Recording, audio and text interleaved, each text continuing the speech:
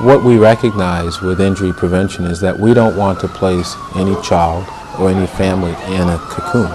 Injury prevention is really not about staying still. It's really about recognizing ways to be safe in the variety of activities that you participate in. Never underestimate your infant's ability to roll over. You may not have seen him roll yet, but today could be the day, and so never leave an infant unattended on the sofa or on the changing table, because again, you don't want to learn the hard way that your baby has just reached a new developmental milestone. So when it comes to the home environment and we're looking at infants and toddlers, we really say no when it comes to walkers with wheels on them. Oftentimes a child may get away from you more quickly than you can get to him or her, and they may go down a flight of stairs. Window guards should be installed at any window above the first floor so that a child won't fall out the window. Don't trust your screen. Screens are good for keeping bugs out, but they do nothing to keep children in. They're soft and flimsy, and a child can easily push a screen out. When it comes to decks, there should be gates on the decks. The same on an in-house stairwell. We recommend in the toddler age that if you have stairs, there should be protection. The recurring theme is supervision and environmental awareness. Those are the best means of injury prevention for falls.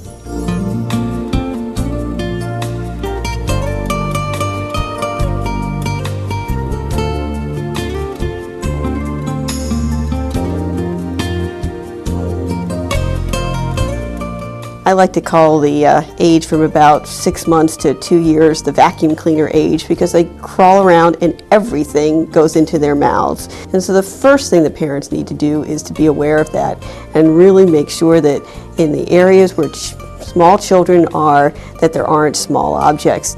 Another common form of choking may sometimes be inadvertent in the sense that we are not cutting food small enough, so the particles of food that we feed children. We recommend here at Children's that there are certain age-appropriate foods that go along with the child. So certainly an infant who's just starting to eat shouldn't have mom or dad's filet mignon. Cars are another thing. There's nothing worse than an irritable, unhappy child in the back of the car. But what you want to be careful about is giving them food as something to placate them, because again, if you stop short, that piece of food can end up going down the wrong place. We focus a lot on what can be done in the emergency room, but the real action occurs at home. And so a child, either with a toy or a food that's not chewed or cut appropriately for that child, chokes, and the parent is there seeing the problem. And the response is the important thing, so that every family should understand how to do a Heimlich maneuver on an infant or a young child. That may be life-saving.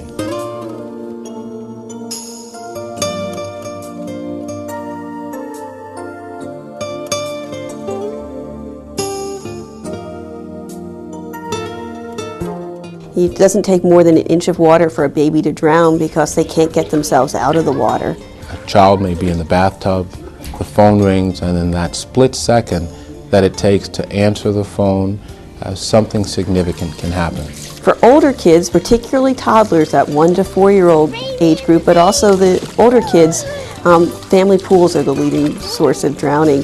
If you have a pool, you need to take that very seriously, that you are in charge of something that is potentially dangerous, and that you really need to protect both your children and the other children who might have access to the pool unbeknownst to you. So there should be a fence around the pool, there should be automatic locks, there should be alarms around the pool so that no child could accidentally fall into the pool. Other things in the home that can cause drowning, that innocuous looking thing called the toilet. Again, it's filled with water, and again, a small child could fall in and not be able to get themselves out. So toilet locks are really important so that children don't have access to the toilet. Buckets with water are another thing. Some of those big utility buckets are designed not to tip over, so if a child falls into them, the child can get stuck in the bucket very easily, and the bucket won't necessarily tip over. So buckets should be stored empty, turned over so that water can't fall into them. C.P.R, from our perspective, should be mandatory for parents, not only for the safety of your own child, but for the safety of a neighbor's child who may be visiting. The resuscitation, the C.P.R, may reverse what could be a lifelong, devastating problem or a fatality.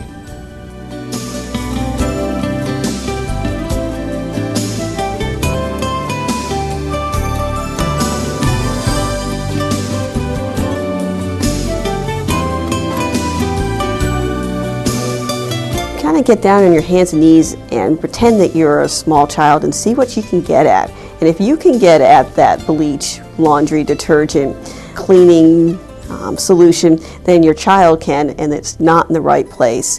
Either keep things on high shelves, or even better, keep them in a cabinet that's locked, and remember to lock it. We recommend putting Mr. Yuck stickers on those items and teaching your child that the bright green face with the frown is a no-no. Mr. Yuck means do not touch, do not put in your mouth. The other thing is that sometimes that original container, we go to Sam's Club and we get something really big, and then we think that we would like it in a more convenient size, so we pour it out into something smaller. Well, don't use a juice container, because a lot of those cleaning solutions are nice colors, pink and orange. They look a lot like juice, and if it's in a juice container, then the child is very likely to think that perhaps that's juice. Alcohol is an important toxin or poison and can be fatal for young children as well as older children. And so we recommend that you put, if there's a bar, that you put those same protective devices on there. If you think your child has ingested something, then call the poison center immediately. Don't wait to see if your kid's going to look sick or not look sick, but just call them immediately. The number is 1-800-222-1222. A sticker by the phone with that number is something that can be really helpful, because no one expects a parent to remember a phone number when their kid has just done something that they think is potentially going to make them very ill.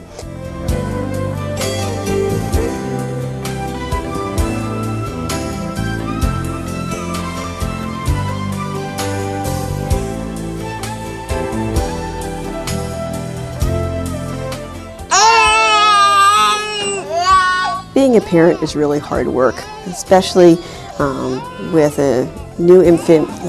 Oftentimes there are other kids in the house and lots of other stressors, and sometimes we can find ourselves getting angry and feel that anger just rising and not really feel very comfortable about how to control that. Never, never shake a baby or a child.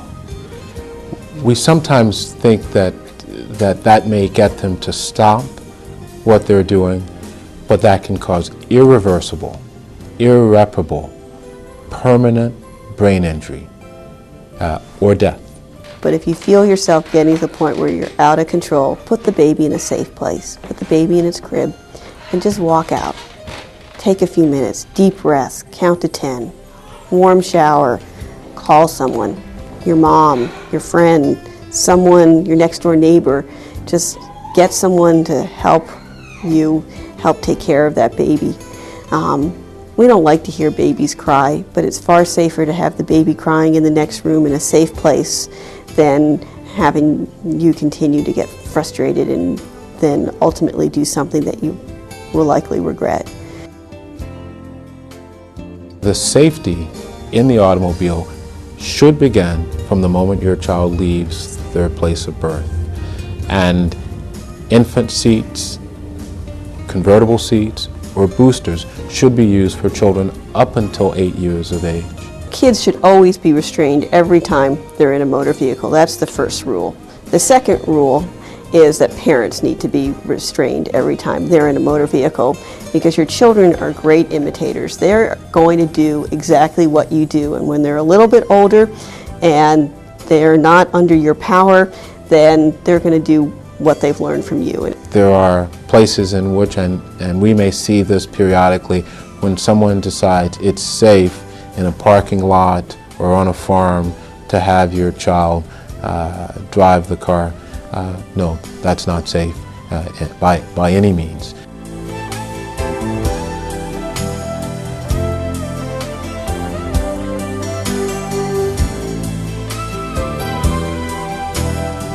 We like to stay away from that word accident, because an accident's like one of those things that just happens. It happens out of the blue. There's nothing we can do about it. We're powerless. Whereas an injury is something that we can do something to prevent. We can take the steps to make our kids safer, to make our kids safe, but also to have fun. And that's what our goal is, to give parents the tools to keep their kids safe, to allow their kids to be able to grow, explore, and do all the fun things that kids should do, but also not have to be hurt. Never having to see the inside of an emergency room should be the goal of all parents, and our job is to give parents and kids the skills that they need to be able to do that.